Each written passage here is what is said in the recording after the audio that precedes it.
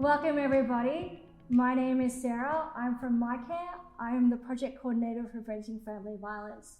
Here with me today, I have my fellow power women.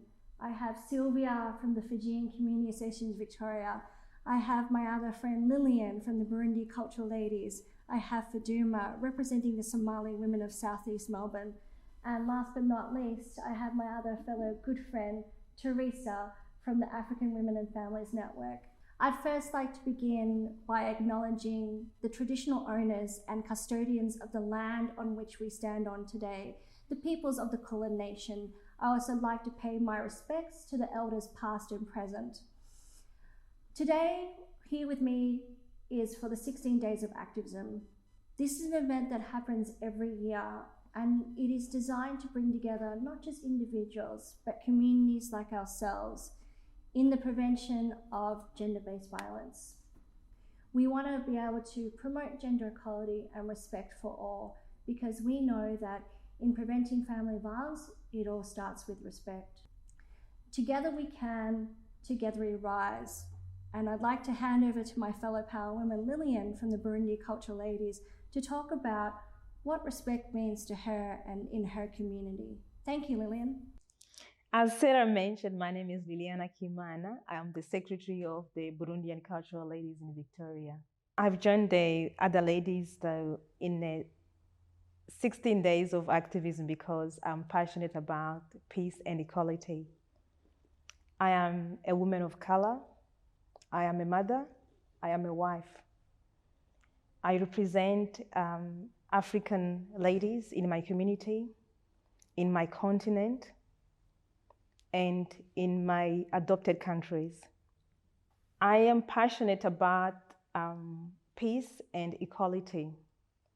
I think that every person needs to be treated with respect, needs to be loved.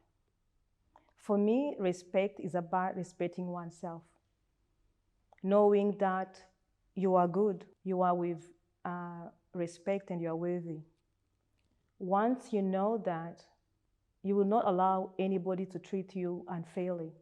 When you are worthy, you know that you only give some. For example, myself, I know that I'm a caring person. I love people. No one can take away that from me. I would encourage every person to try to get some time to think about who they are and what are the gifts they have. The other important aspect that I would like to say into this forum is about surround yourself with important people who are genuine. That's the people around me here. I just have a full respect of those amazing women are next to me here. So they encourage me, and that's really, really important and play a big part in my self-worthy, in my self-esteem. Just really, I would encourage every woman to really surround yourself with good people. The other aspect of respecting oneself is really looking after yourself. In my culture, from Burundian community, we've got different practices. Some of the practices we do is maybe Christianity, it could be Muslim, just really having some form of faith. Self personally, I enjoy going for a walk, spending some time with my family. I love gardening, so that's really a part of care that I do that allow me to respect myself, respect who you are. Because I know that once I respect myself, I love myself, I should be able to give the love and the respect to others, because let's face it, we cannot give what you don't have. Mm-hmm. Thank you. Very wise words. That's good. Bola Vinaka and namaste everyone. My name is Sylvia Koo, and I'm from the Fijian Community Association of Victoria.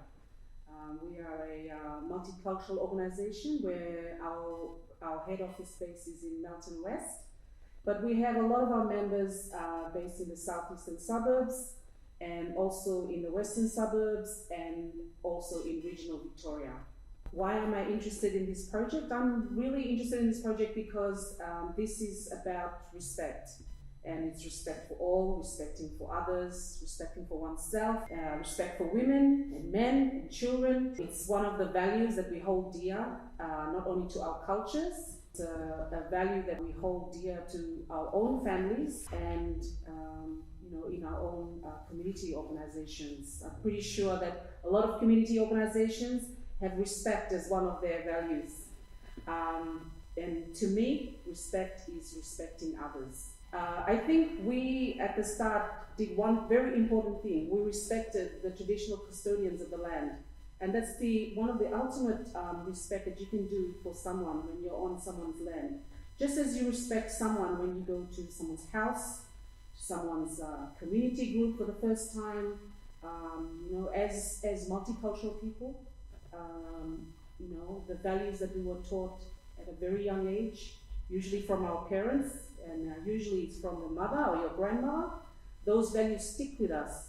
Some of us, we've held it dear to our hearts all throughout our lives, and some of us, I suppose, have lost that along the way. And as community leaders, we try to bring back those values, and we try to bring that back so that we can all become effective members of community. How we show respect to others, I believe there's certain qualities that you need to have. You need to actively listen. And now I notice one thing, we've gone in a COVID environment to an environment where everything's on Zoom. You can see a lot of people with cameras off. You can see a lot of people, the speakers speaking, and people are, not actively listening. Because unfortunately, not always due to their fault, a lot of people are multitasking, right?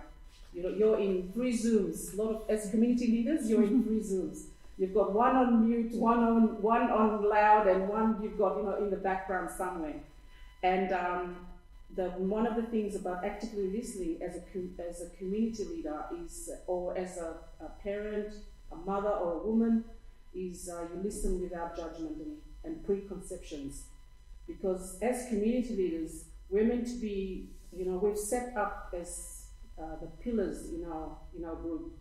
And sometimes when we are encountered with difficult conversations, sometimes we require knowledge, and that can cloud our judgment when someone trying to disclose something to us. Actively listening means caring. Actively listening means really, watching your body language, that you're open, you're not sitting there with your hands, your hands are folded, you're not frowning, you're smiling, you're nodding, you're giving them reassurance. Another one is showing support through positive words and actions. So when you respect others, I'll give an example. Like, for example, someone in your committee, their parent has passed away, and you've just heard the news, and so have a few members in your community.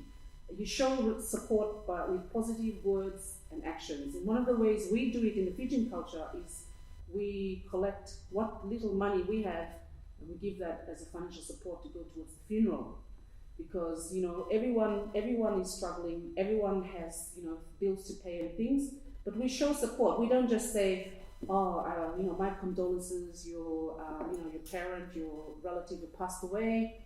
I'll keep you in my prayers. Because see, a lot of people say that, I'll pray for you. I'll keep you in your prayers. I'm so sorry you had to go through that. I also went through that. But as community leaders, as women, as mothers, positive words and actions. You also show support by not blaming, not judging the person. So as they're telling you their story, or as they're disclosing something private, for example, if there's domestic violence in the house, you're not saying stuff like, oh, well, you've been going out every night, I see it in social media, you shouldn't have said that, or you should have done that. Maybe you should have, so you're already blaming and judging the situation. Another one is being empathetic towards others. And that means, that's just a fancy word to say that put yourself in that person's shoes. So often you hear stories of, women saying, you might have come from a much more, a wealthier background. Then you hear someone that's struggling, someone who's working 2 or 3 jobs, and then all of a sudden they've lost those jobs because of COVID. They might have been in the hospitality industry, they might have been in construction, and they were affected by the restrictions.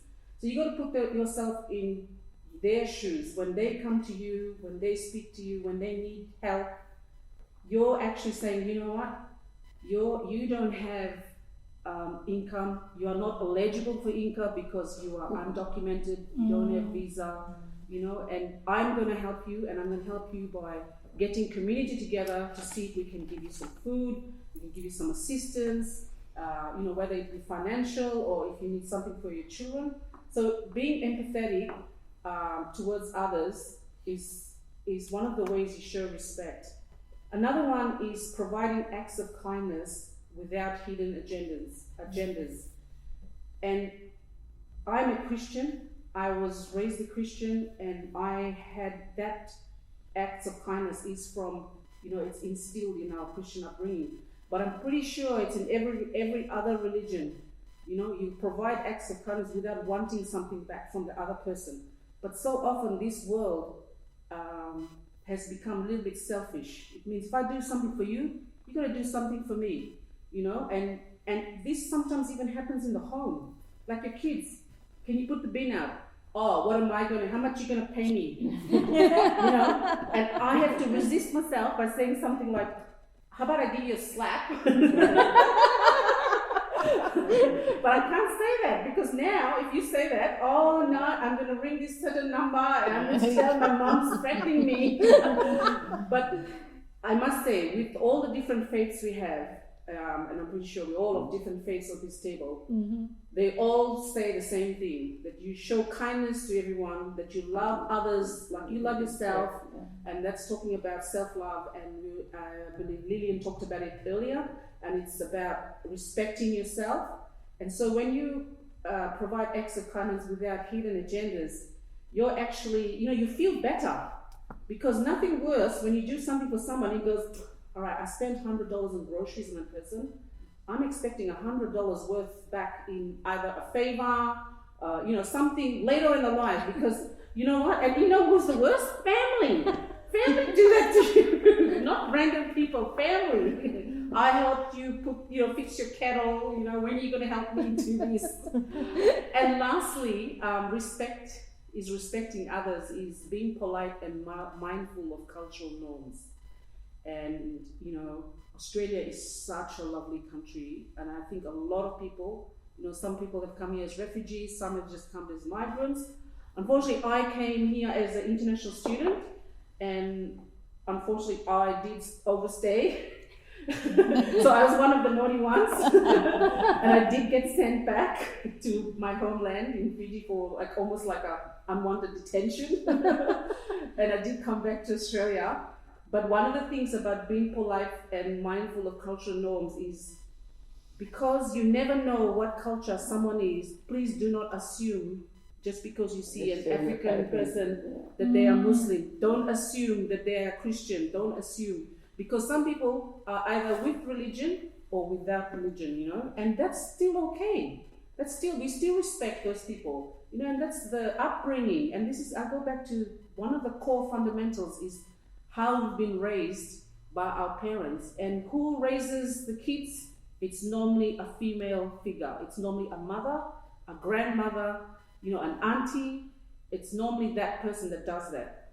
And being mindful of cultural norms as community leaders, we're going to be mindful that when we go get invited to other community groups, do a little bit of research of what the cultural norm is. You know, for example, I'll give you an example for Pacifica community. If we had a meeting of a gathering of leaders, because we are predominantly Christian, the first thing we do before any meeting is prayer at the start, Christian prayer, and then a prayer at the end, because we involve God in everything we do. And I'm pretty sure other cultures do similar type of things in their own faith.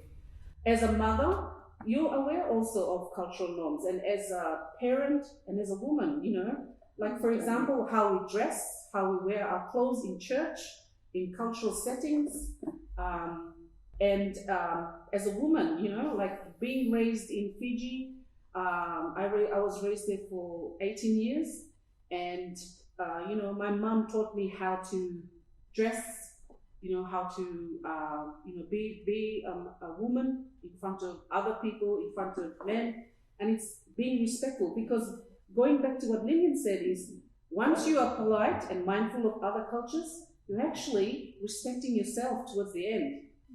And yeah, so I'm really excited about this project. Thank you. Thank you. My name is Fatuma Musa. I'm from Somaliland. Somaliland is one country, Somalia, but they've been divided because Somalia and Somaliland used to be under the British, so it's British colony. Somalia is Italian colony, but they came together in 1960, so they become one country, and again they've been separated. So I'm from Somaliland, but I've been also to the south. I have been working for the last 20 years with Monash Health, especially with a program called FARAB. FARAB stands for Family Reproductive Rights Education Program, and with the program is combined of FGMC. FGMC stands for Female Genital Mutilation or Female Genital Circumcision. Sorry. So the works under family violence, as it involves harm.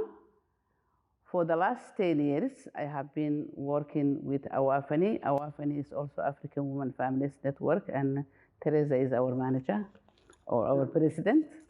So we've been working with different community, not large community, west, south, east. So we are a small organization, non-profit, but we do a lot of work with the community. We work with youth, we work with women, with whole family. So we do a large work, which we are all volunteers.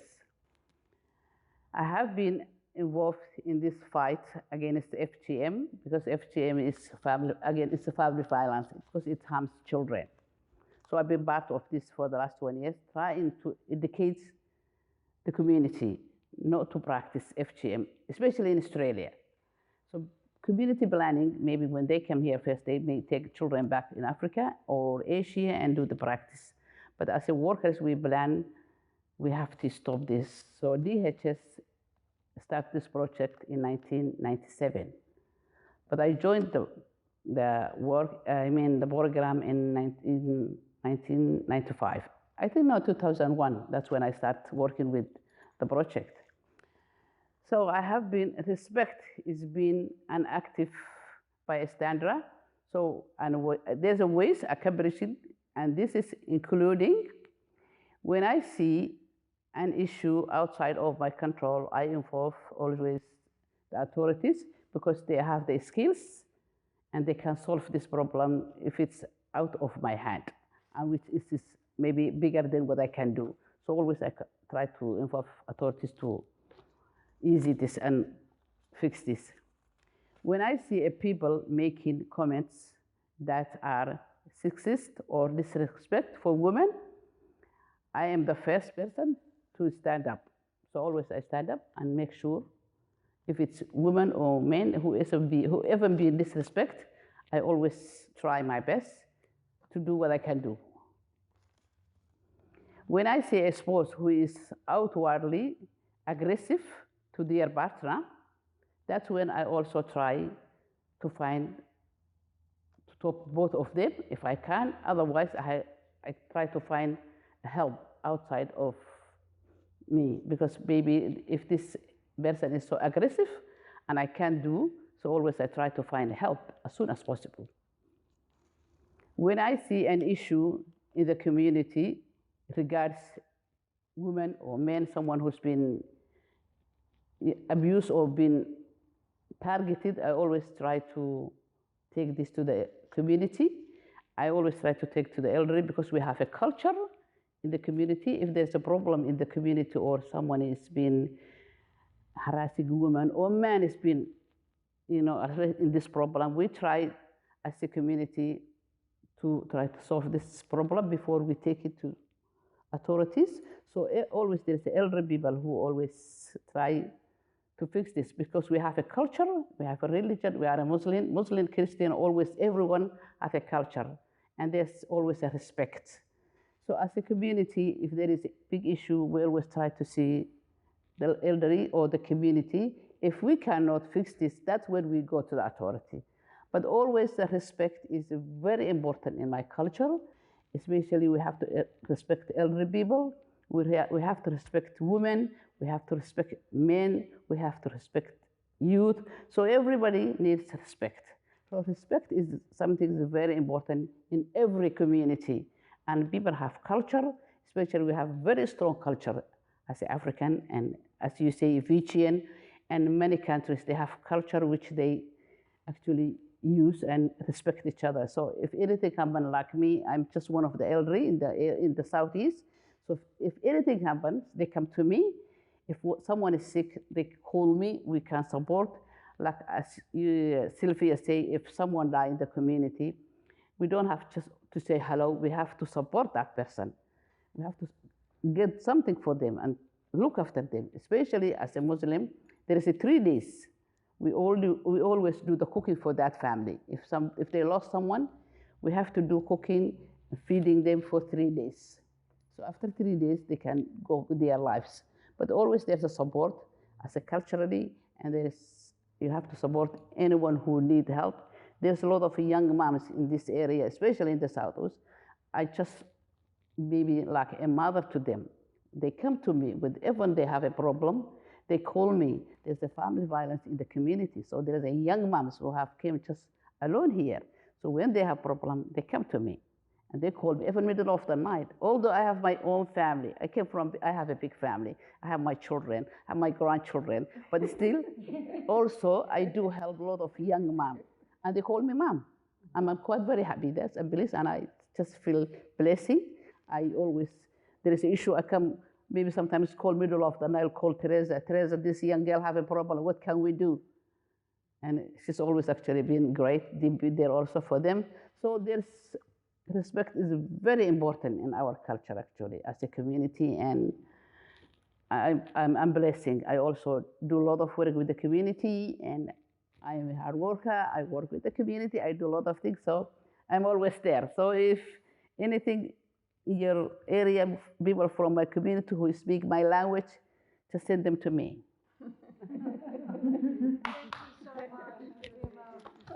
Thank you. My name is Teresa Sengaga Sai. I come from Uganda, and I belong to the Baganda tribe, which is one of the tribes in Uganda. We have more than 36 tribes. I'm co-founder of African and Families Network, which supports the community, especially African communities and small cards, which they call cultural and linguistic background. We provide social support, welfare, relationship building, and my Fatuma Musa, who is here, she is my vice president.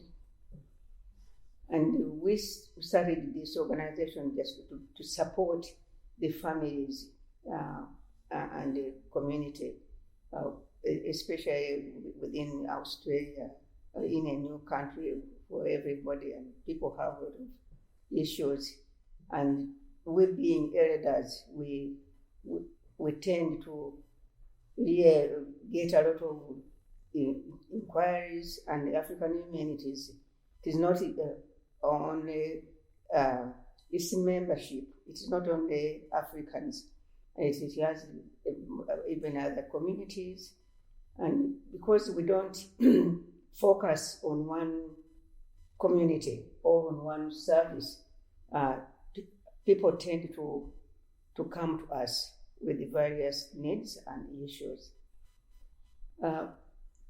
I have coordinated a number of projects, including one of the recent ones, strengthening African communities' capacity in the prevention of family violence. And with that project, 30 community members were trained to practice respectful relationships within their family, within the extended family, and also within the community. Why I joined this project is that together we can. And also, it is a group where we share values and a passion for gender equality. And with all with respectful communication that it practiced in different ways in different cultures. In my Ugandan culture, to show some respect for an elder, it is said, "Nkusama ekitiibwa," with gesture, with "Nkusama ekitiibwa ssebo," that's a man, "Nkusama ekitiibwa nnyabo," that's a woman. And also when we meet people, we show respect according to whether they are elders, if they are kings, they have different signs of gestures, signs, and the body language is very important in any culture, and the tone of the voice. So respectful communication, it is not just only verbal, also the body language, the expression of the eyes, and also say in my culture, the way how when we practice respect to an elder or a youth, and it is, we should be respecting communication should be practiced with everybody with equal. When you communicate with each other in a respectful way, so that as we parents, I'm a mother, I'm a grandmother, and also I have intercultural marriages. So the way respectful communication for everybody, for different cultures, for different in-laws, and the way how we promote the respect, it is by action.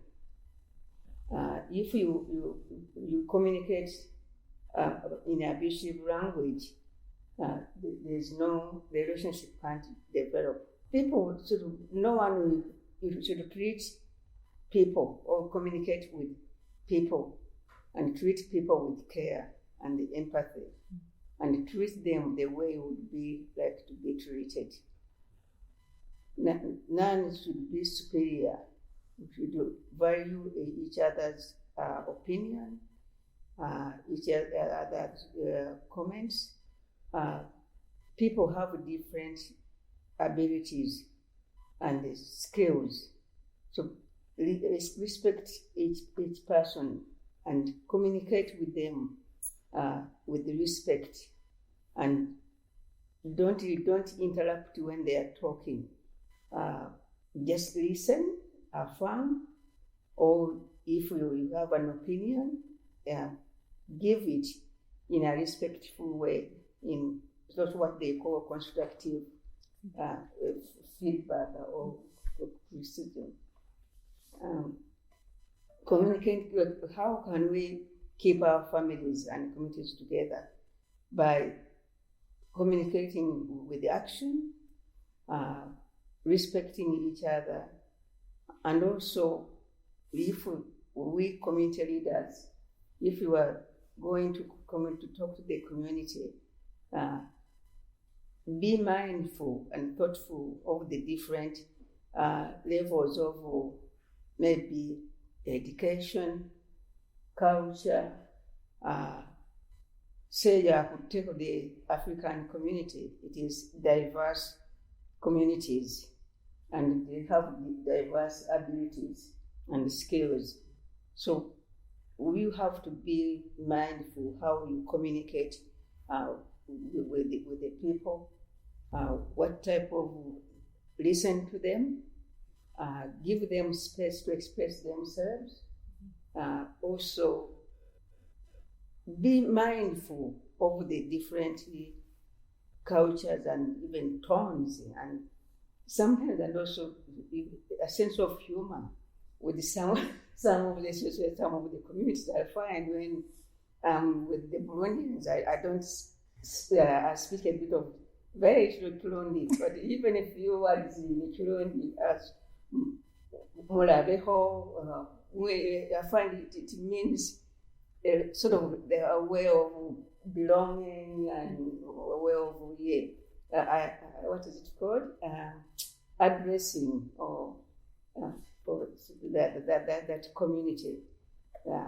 And I think also I've worked in Australia for over 30 years, working with different communities and groups. The way you communicate with the people, positive communication. So I was working at one of the migrant resource centers, and even the people from Afghan, Croatia, they used to come and want to see me, or just you greet them with a smile, and that's And I think that's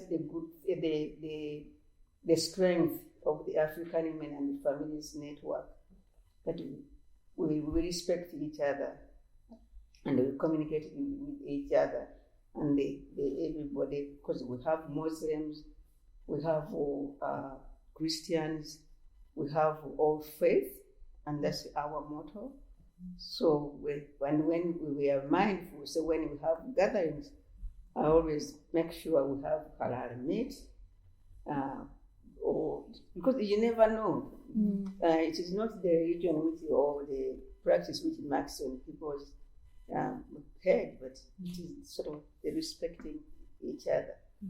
And I think together we can promote gender equality and have a better society, which is we are all striving for. Thank you so much, Teresa. Definitely, yeah.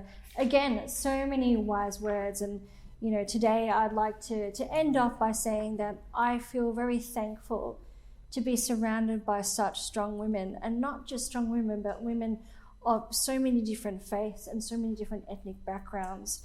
I do believe that together, this is our strength there. We can. Yeah, we can together. Alone, I am just one voice, but with all of you, there are so many voices in which we've all heard how there are just so many little ways in which respect can be promoted within our communities, within ourselves, and just, within our own faiths and so forth there. So definitely, together we can, and together we rise, and I hope that you all be joining me, well into the future, to keep celebrating our strengths together.